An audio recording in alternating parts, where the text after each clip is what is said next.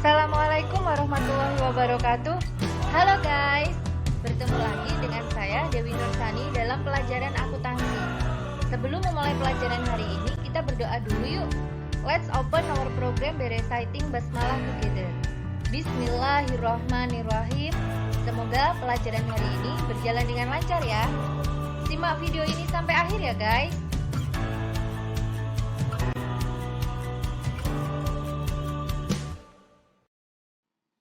Hari ini kita akan berlatih menghitung laba dari masing-masing anggota firma, tapi dengan aturan yang lebih kompleks ya. Aturan tentang pembagian labanya itu lebih banyak. Akan saya berikan contoh soalnya. Ini soalnya, Andi dan Rina mendirikan sebuah firma konsultan pajak di RIN, namanya di RIN ya, dengan modal yang berasal dari investasi Andi sebesar 15 juta dan Rina sebesar 9 juta. Andi bekerja secara penuh di dalam persekutuan dan memperoleh gaji yang lebih tinggi. Perjanjian laba yang telah ditentukan oleh kedua sekutu yaitu, yang pertama, 20 juta pertama dari laba bersih persekutuan akan dibagi sesuai dengan investasi masing-masing sekutu. Yang kedua, 13 juta berikutnya dibagi berdasarkan waktu kerja, di mana Rina hanya menerima 5 juta dan Andi yang mempunyai waktu kerja lebih banyak menerima sebesar 8 juta. Kemudian aturan yang ketiga, apabila masih ada jumlah laba yang tersisa, maka jumlah tersebut dibagi secara merata. Nah, pada periode kali ini, laba bersih persekutuan pada tahun pertama yaitu sebesar 30 juta. Oke, pertanyaannya berapakah laba yang akan diperoleh masing-masing sekutu dan bagaimana pencatatannya? Nah, untuk menjawab soal tadi saya membutuhkan bantuan tabel seperti ini. Saya tulis labanya ada di atas ya. Karena tadi ada 3 aturan dalam pembagian laba, maka hak atas laba ini saya bedakan menjadi 3 kolom. Aturan pertama tadi berbunyi 20 juta pertama dibagi sesuai investasi awal. Sedangkan aturan yang kedua berbunyi 13 juta berikutnya dibagi untuk gaji. Rina mendapatkan 5 juta, Andi mendapatkan 8 juta. Nah, aturan yang ketiga tadi berbunyi, jika masih ada sisa, maka dibagi secara rata. Nah, kalau sudah kita tulis dulu modal awal masing-masing anggota. Modal awal untuk Andi tadi 15 juta, untuk Rina 9 juta. Jadi total modal awalnya ada 24 juta. Nah, kita mulai dulu dari aturan yang pertama. 20 juta pertama ini dibagi sesuai investasi. Nah, investasinya 15 juta dan 9 juta. Maka kalau seperti ini kita gunakan rumus rasio aja. Sesuai dengan pertemuan kemarin yaitu mencari hak masing-masing anggota yaitu rasio dibagi total rasio kali perolehan laba. Rasionya ini karena kebetulan angkanya bulat, maka saya gunakan 15 banding 9 ya.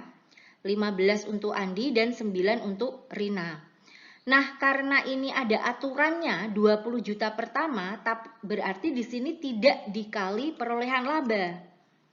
Tetapi dikali dengan laba aturan pertama. Nah, karena yang dibagi hanya 20 juta, tidak 30 juta. Oke, kita cari mulai dari Andi, hak atas Andi. Menggunakan aturan yang pertama yaitu 15 per total rasio ya. Berarti 15 ditambah 9 total rasionya. Kali 20 juta. Nah, ini laba aturan pertama. Ketemunya 12 juta 500. Kita pindahkan ke sini, tulis di sini. Kemudian hak Rina atas laba untuk aturan yang pertama berarti 9 per 24 kali 20 juta, hasilnya 7 juta 500. 24 dapat dari mana? Nah, dapat dari ini, langsung saya jumlahkan aja. 7 juta 500 saya tulis di sini, maka hasilnya jumlah atas aturan yang pertama yaitu 20 juta. Nah, sesuai dengan aturan ya, 20 juta pertama dibagi sesuai dengan investasi awal. Nah, ini 20 juta dibagi kepada Andi 12 juta 500, kepada Rina 7 juta 500. Kenapa Rina mendapatkan lebih sedikit? Ya karena modal awal Rina sedikit. Nah, lebih sedikit daripada Andi. Karena pembagiannya sesuai dengan investasi awal. Yang investasinya banyak berarti mendapatkan bagian lebih banyak. Oke, sekarang tadi kan labanya 30 juta, sudah dipakai 20 juta. Masih ada sisa berapa nih? 30 dikurangi 20, masih ada sisa 10 juta. Ya kan? Sedangkan di sini aturannya 13 juta berikutnya. Nah, berarti ini kan tidak memenuhi aturan ya. Tidak bisa dibagi 5 juta dan 8 juta. Oleh karena itu pembagiannya kita pakai rasio lagi. Rasionya bagaimana? 5:8. 5 untuk Rina, 8 untuk Andi. Atau 8:5 ya. 8 untuk Andi, 5 untuk Rina. Sama aja ya. Nah, saya tuliskan di sini. Rasio dibagi total rasio, tapi tidak dikalikan perolehan laba. Perolehan labanya tadi kan 30 juta ya.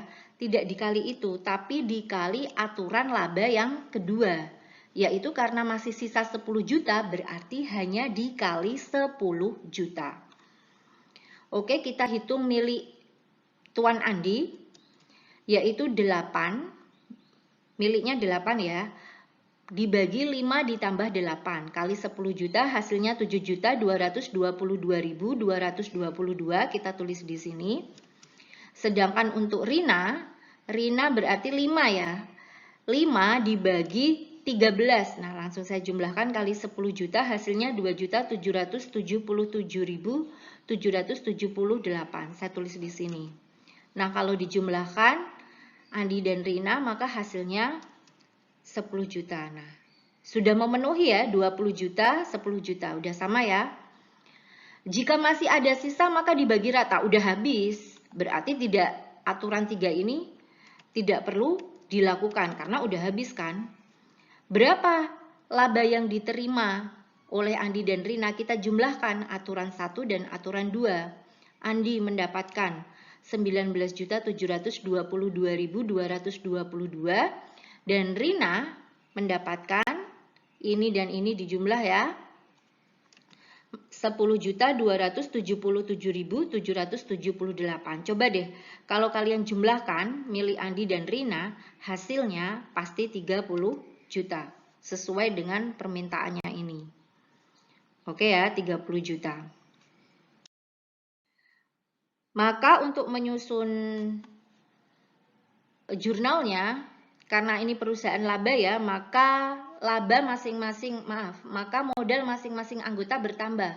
Modal bertambah ada di sisi kredit, maka debitnya adalah ikhtisar laba rugi sebesar 30 juta sesuai dengan labanya tadi. Kreditnya adalah modal masing-masing anggota. Tinggal di copy paste dari sini. Nah, seperti ini penyelesaiannya untuk soal yang pertama. Soal yang kedua masih sama seperti tadi ya, saya hadirkan kembali soal yang tadi, tetapi poin D, laba bersih persekutuan pada tahun pertama tidak lagi sebesar 30 juta, tapi saya ganti menjadi 34 juta. Nah, bagaimanakah cara pembagiannya dan bagaimanakah cara pencatatannya jika labanya saya ganti dengan 34 juta?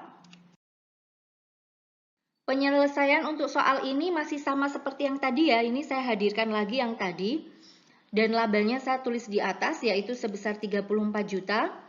Aturan yang pertama masih sama seperti tadi. Penghitungannya kenapa bisa seperti ini? Lihat yang aturan tadi ya. Pada slide sebelumnya. Yang membedakan adalah aturan kedua dan aturan yang ketiga. Nah, sekarang kalau labanya 34 juta sudah dibagi 20 juta, berarti kan masih sisa 14 juta. Padahal di sini aturan yang kedua 13 juta berikutnya untuk gaji. Nah, berarti bisa dibagi untuk Rina 5 juta dan Andi 8 juta. Karena sisanya 14 juta kan tadi. Sedangkan yang dibagi sesuai aturan 2 ini hanya 13 juta. Maka kita bagikan sesuai dengan aturan 2 tanpa perlu menghitung.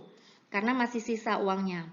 Andi mendapatkan 8 juta, Rina mendapatkan 5 juta. Kalau dijumlah 13 juta. Nah, sama ya. Dengan aturan ini, 13 juta berikutnya dibagi sesuai ini. Andi 8 juta dan Rina 5 juta. Kemudian aturan ketiga, jika masih ada sisa maka dibagi rata. Masih ada sisa nggak nih? 34 juta dikurangi 20 juta dikurangi 13 juta. Ternyata masih ada sisa ya. Masih ada sisa 1 juta. Nah, berarti 1 juta itu dibagi rata. Karena ada 2 anggota, berarti 1 juta dibagi 2. Hasilnya 500.000, kita tuliskan semuanya di sini, mendapatkan 500.000. Nah, kalau sudah kita jumlahkan 3 kolom ini, bagian Andi berarti 12.500.000 ditambah 8 juta ditambah 500, hasilnya 21 juta. Untuk Rina 7.500.000 ditambah 5 juta ditambah 500, hasilnya adalah 13 juta. Nah, kalau di sini kita totalkan, kita jumlahkan, maka hasilnya adalah sebesar 34 juta. Sama dengan ini.